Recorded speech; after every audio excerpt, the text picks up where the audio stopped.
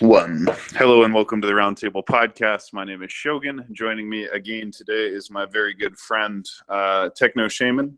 And this will be part 2 of his recent podcast about DARPA military insects and some of the strange phenomenon that we didn't have a chance to get through last time because the transmission was abruptly terminated through sinister forces unknown. Before we get started, please join the Roundtable Discord server. Check out hashtag RT Podcast. Like, follow, subscribe. Hundreds of great podcasts on YouTube and BitChute. Check it all out every day at 8 p.m. Central. Announcements channel for the upcoming events. We will have them every day. That being said, welcome, TechnoShaman. How are you, my brother? Doing quite well. Just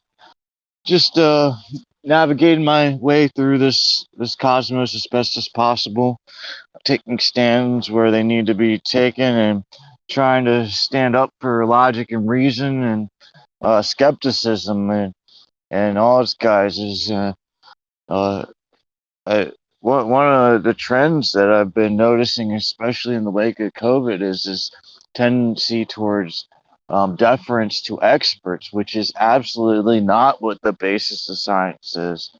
So I'm going to go through a lot of the layers of science, what it's about. But the biggest thing is simply that it starts with doubt.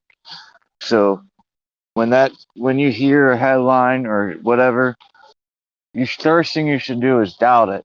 And then if you see like 3 or 4 different sources that tend to fight against each other, but they say the same thing, then you should start parsing it into your worldview and say, maybe this has some truth. But yeah, you got to look at like what's involved, and there tends to be agendas, and you've got to remember scientists are human. Ever since they dropped the bombs, scientists try to create this cold, like white coat, look like we're infallible type of PR image, which like sort of worked as like assuage the fears that like they could destroy the world, but instead they're just destroying it slowly. And they're very human, and it almost sometimes takes generations, because when a scientist works on an idea and he or she finds it's wrong, it takes a lot of guts to be able to like stop fighting for that idea. And also when you know an idea is right, and you could get $100,000 to promote a false idea and like live in like a nice house or whatever, but you get chased by agents like the dude who tried to get lead out of gasoline. Instead, if you don't fight for the truth, or if you fight for the truth, you get chased by agents and pushed into poverty. It's tough, but people, fortunately, this human spirit shines through, and there tends to be a person or two that reaches out. They call it whistleblowing or something, and I don't want to get too much into the COVID stuff, but basically, it scares me when so many people are able to be deferent to masks that have pore size, or even cloth masks, which have pore sizes on the order of magnitude of microns, with 10 to the negative 6. And viron particles are usually 10 to the negative 9. That's 3 orders of magnitude. So basic high school and perhaps even middle school, if you were talented, should have taught you. That's 1,000 degrees of magnitude. That means those masks are stopping 1 out of every 1,000 viral particles. So they aren't doing shit about the virus. They're doing more for uh, uh, what was the word? Petty minarets, or people who want to like exercise little authority for no good reason and then jump on bandwagons. It just takes a little calculation, and then it just worries me. But a lot of people are also at the same time fighting against it. But let's jump into the DARPA insects. So let's get into so for the DARPA insects, they often communicate on bands that we use also for our cell phones and our computers. So so you can tell by like antenna size and whatnot what band they're communicating in. And that's again based on magnitude. You know this. You use the speed of light and the frequency, and you can tell the band. And with radios, like you can use either like a quarter or a half or a full length antenna. Like if you wanted to get a 10 centimeter band, you could use at minimum or at max at the very least, it couldn't be really any smaller without special circuitry than 2.5 centimeters to pick up the 10 centimeter band. That is called a quarter band antenna. But speed of light's roughly 300,000 kilometers per second, or 300 million meters per second, or 3 times 10 to the negative 8, or 3 times 10 to the 8. God, what if it inverted and we're just crawling around in the microscale? That's a different story when I start to getting to interpolating. All right, but anyways, so these insects, they've been working on it for years now. They started with like cats, seeing it, and I feel bad for our feline friends being controlled like that. But then again, they were controlling us with toxoplasmosis for a while, so maybe a little bit of circuitry is like a little bit of balancing out. But I don't know. Like you can get it turn right, turn left. I noticed like even wirelessly, I noticed my foot would twitch without my volition, or even I'd feel vibrations without any visible vibrations. And I think that there's a couple of times I've been cycled through this whatever you would like to call this medical system we have here in this plantation. But I've been passed out, and I don't know what they put in me by the time I woke up. So, the latest things. I don't want to get into too many details, but like frequencies that affect my gut movements and other stuff. And it's worrisome, but removing myself from too many EM sources, it seems to be reducing the effect, and trying to understand it. And I can give you hints also. Uh, I I'm not exactly sure the mechanism. But apparently nanobots can be disrupted by boron. I think it has something to do with how they're powered, um, whether it's by remote waves and the way it attenuates. Who knows? It could be even radioactive sources. I've often. So if we're going to get into speculation, here's an interesting speculation: the radioactive theory of human and all cellular organisms power. Like each mitochondria is actually a nuclear reactor. Like I don't know how much basis that is, but again, I don't have access to an electron microscope, so I can only posit what I've been told, and also inference what I felt like my energy levels shifting based on little effects, and who knows, like it's also that within, maybe it's not possible yet, but maybe we can install a fuel cell in us that gives us extra energy, makes makes it so like we take a shot of vodka and not only do we get buzzed, but we just powered up our fuel cell so we can run 10 miles. I mean, this stuff goes on and on with the speculations, and when science is used with a healthy dose of skepticism and trial and error, and then with engineering, which engineering is about translating said science, you get the data, whatever, and then making it useful for humanity. And when you're able to do so without fear of coercion and being pushed into some cult for some political agenda, whether it's towards regimen and corporate and social whatever, or regimented uh, belief in like one religious something or another on the other side.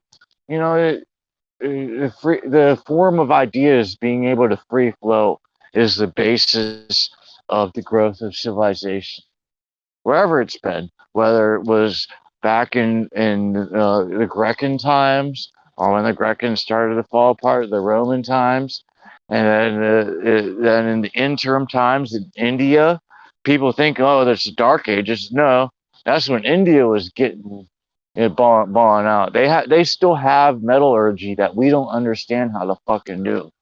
So there's this pillar in India that's been forged 1400 years ago, I think maybe longer, and it has not corroded a single bit. That is 14 centuries of rain, monsoons every fucking year, and that thing hasn't corroded. So we think we're advanced in these ages, but I think people in the future ages might call this a different kind of dark ages, like dark ages with glimpses of light here and there, or something like that. But let's try to like speed the progress and like I'm all about extra P. So extra P is the concept of creating more and more complicated systems. But I don't think about extra P simply for its own sake. I want extra P that also attenuates suffering to the barest minimum. I haven't figured out whether a being who has zero suffering can still operate. Perhaps you need a teeny bit of it to operate it most optimally, to feel compassion for others. But at very least, the amount we go through in this realm can definitely be optimized. And then knowledge, the spread of knowledge, the free flow of knowledge. That ought to be a fundamental basis of discourse between human beings, between not just human beings, but intelligences beyond human beings. These trees around me, they've been in the city long enough. They probably understand bits of English, and they're probably like, "Holy shit, this is kind of interesting. This is spicing up our night." There's intelligence um, of types that we just tend to be blind to because our adaptive systems aren't attuned to like all that's there. Is attuned towards um, fight offline, start fire, cook food, make baby, die, fight out the same, But then people hijack that, starting with the shamans and the Stone Age that they would trip on mushrooms and stuff and start babbling, and then people found plants that accelerated their evolution, the evolution of their thoughts faster than the evolution of their DNA. And I think we're at a critical crossroads where we I hope we stand up for the power of skepticism, but honest skepticism, where when we hear a new idea, we hear it both with skepticism and with good faith, and then we take said idea, see how we can balance it against our background knowledge, and it always, and then even if like two ideas contradict, maybe hold them at the same time. For a lot of people, this causes like smoke to come out of their ears, but if you can try to hold ideas at this two ideas that are seem contradictory at the same time, you might find bridges between them that nobody have ever thought of before. And it's those bridges and those interdisciplinary works that are going to be necessary for us both heading into the depths of the ocean and into the depths of the cosmos. All right. Let me open it up for a lot questions and discussion for a little bit before I head into hyper temporal or extra temporalities and hyper dimensionalities. All right. Does anyone have a question or a comment for Mr. TechnoShaman based on what he said so far?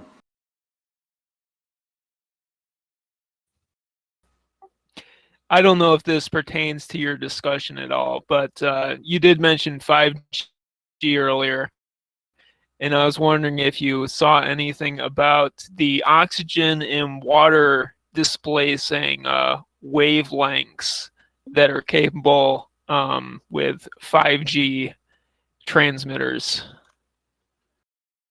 This is new to me, but it wouldn't surprise me. 5G is actually approaching the frequencies they use in nuclear magnetic resonance, where they actually vibrate molecules to see how they resonate to get like the structure of the molecule. And so if it would do such an effect, it wouldn't surprise me, but I'd have to dig into the research myself. And another thing dealing with 5G is that these poles, I don't know how much energy goes to them. I mean, I hear whirring fans when I go by some of them, so I think they can suck a shit ton of energy if necessary. They run at the same frequencies as the directed weapon energy systems of the military, and can they? I have to wonder whether I hope 5G is simply used for data transmission, but it wouldn't surprise me given intentions of various scaredy cat people in charge who don't want to actually fight for real future progress. That if they would put a backway implementation where they would heat up people, scare off crowds. If I know like crowds usually don't like. It depends on like the organization of the crowd, whether it can find that balance between individuality and mob, but that's a different story. But yeah, the vibrate, going back to the vibrational, yeah, that the frequencies involved start approaching the magnetic resonance. And if you start digging into organic, you see like each bond length has resonances, and that it is within the band between microwave and infrared. So yeah, it wouldn't surprise me. Does anyone else have a question or comment for Techno before we carry on with the interview?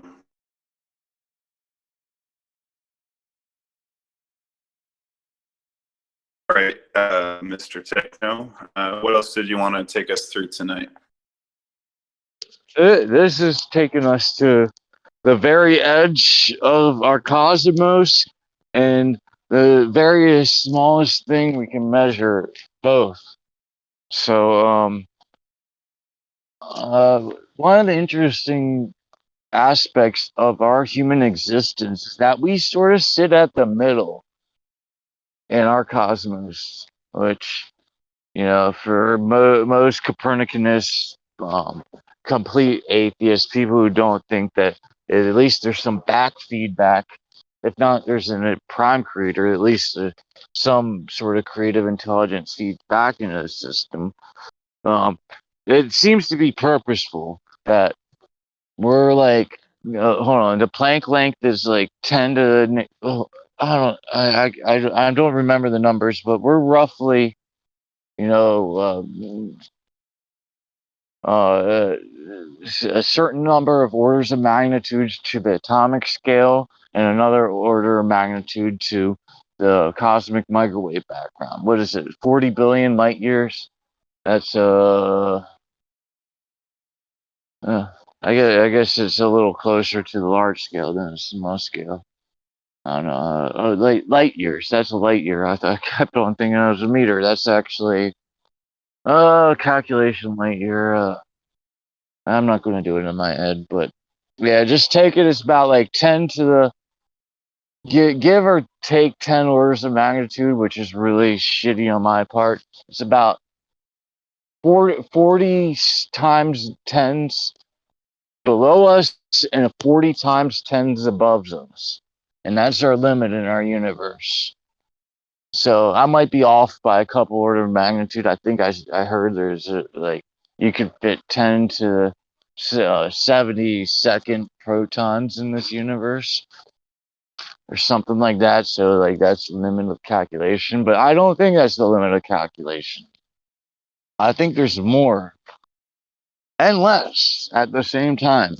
So you have the cosmic distance horizon, this Big Bang microwave background that we hear of, and that's supposed to be it. That's the beginning. But things seem awfully well formed. And every interaction, every little photon that falls on a leaf, that has superposition and entanglement and other factors involved. So, like, what can stretch past it?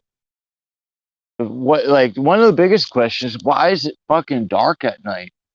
If it was a truly infinite universe, there'd be infinite stars and it'd be bright all the fucking time. So, what is it that kind of makes it dark at night? There seems to be some sort of limit. And it almost relates to the limit in which our neurons fit within our skull. Like our neurons can like sense, like we have this much area in our skull, and then instead of stretching, they curl and curl and curl. And so there's like a point of light and a point of light and a point of light. Maybe the universe is curling, curling within its bounds until it can pierce through said bounds. And some of the weird things I've experienced is starting to test everything backwards. So pardon the interruption. This is actually an awesome interruption. It indicates the freedom-loving attitude of some of the members of the community I live in. They ride a dirt bike and fucking do wheelies and shit, man, and don't give a fuck. And that says that libertarian attitudes sort of rule the floor, even if there's a nominal government presence here and there. But anyways, that's a side note. Talking about that's just something close to my heart about human organization. I don't know what was I going on again, Shogun?